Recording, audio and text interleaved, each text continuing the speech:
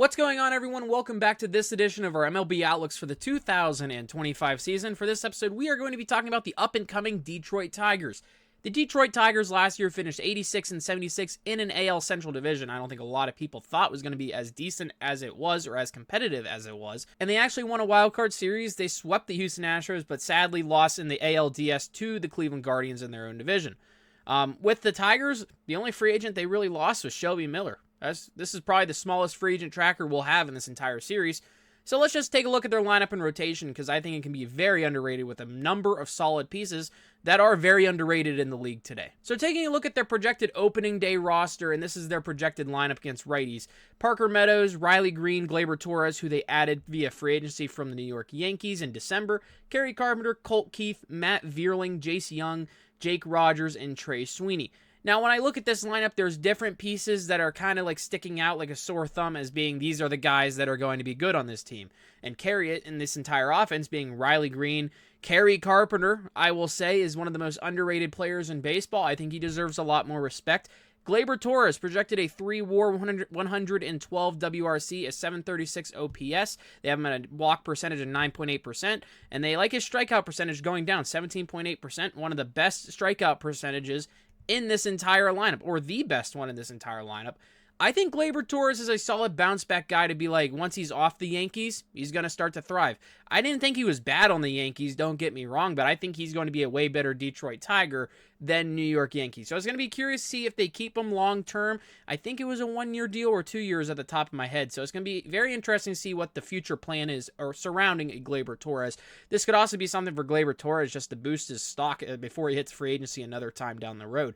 Parker Meadows, of course, 2.6 projected WAR. He'll be fine as well. I'm not really a fan of the projected 703 OPS, but I don't think he'll be around that range. He'll probably be a little higher. But yeah, Riley Green is the guy in this lineup. Projected 4.3 WAR, 130 WRC plus, a projected 806 OPS. So Riley Green is going to be the boost of this offense. Now let's take a brief look at their rotation and bullpen. So taking a look at the rotation of the bullpen, it goes like this. Tarik Skubal, Jack Flaherty, who they just signed in free agency back in February.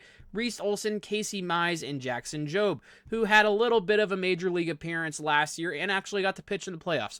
So the back end of this rotation, especially with Reese Olson, Jackson Jobe, is very young. Tarik Skubal, Casey Mize came up in the league about the same time, and Jack Flaherty's the veteran. They traded Jack Flaherty at last year's trade deadline to the Los Angeles Dodgers, but they went ahead and brought him back. So honestly, who won the trade at the end of the day? I mean, the Dodgers won the World Series. He got a ring, but then Jack Flaherty, the Tigers, just get their guy right back. So honestly, it might be one of the most even trades in MLB history, because one team got a ring, the other team that traded the guy got him back in free agency. But Tarik Skubal easily is the ace of this rotation. They have him projected at a 5.5 WAR, a 2.83 ERA, 32 starts, 198 innings, 193 walks per nine, and a 10.4 K per nine.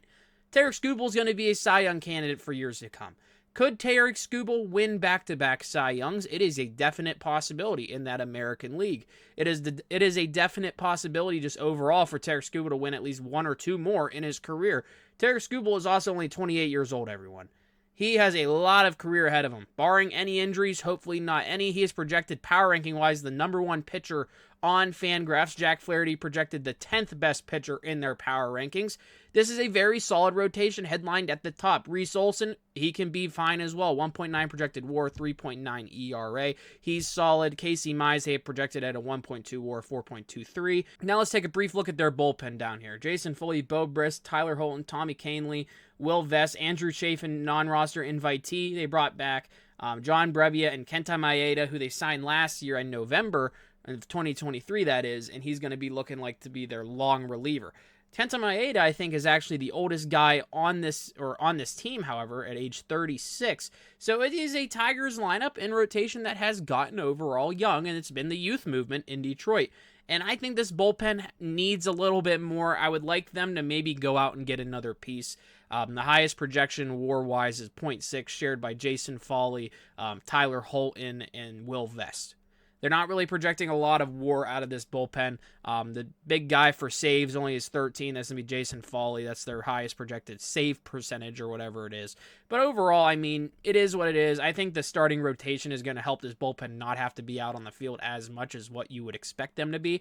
And then looking at their injuries really quick, the only guy that really sticks out to me down here is Alex Cobb. He has hip inflammation. His injury surgery date was February 2025. So I'm curious to see if he's even going to be playing this year. He was signed back in December of this free agency. So if you add him to this rotation at some point, who do you take out here? Do you put him in the bullpen? Because I don't think you're taking out Job, Mize, or Olsen. You're definitely not taking out Skubal or Flaherty. It's one of these three, Olsen, Mize, or Job. And honestly, are they going to take out those guys for an Alex Cobb? I really don't think so. I think he would fit well in this bullpen whenever he eventually comes back, if he's back in time for the season, or at any point this season. So that was my MLB outlook for the Detroit Tigers this coming season. This Detroit Tigers team is going to be a very fun one to watch. Will they win the AL Central? That is the big question. I think they're in consideration to win the AL Central. Did they make enough pieces to do it? I think they might have. This is a team that probably could have used Alex Bregman. They didn't get him. The Red Sox get him. This is a team that could have maybe used another bullpen addition. They didn't really do much to add a crazy good bullpen arm in there. It's going to be very curious to see how far this pitching rotation can take them. It's going to be curious to see if Riley Green can continue to take steps forward. I think he will. If Parker Meadows can take a step forward, or Kerry Carpenter can stay healthy, those are pieces of a lineup I really like. Thank you all for watching this version of our MLB Outlooks for 2025. Make sure to subscribe to the channel for more. We are almost at 300 subscribers. We're trying to hit that by opening day. Make sure to like the video and comment your thoughts about the Detroit Tigers this coming season down below. Thank you all for watching. Have a good one.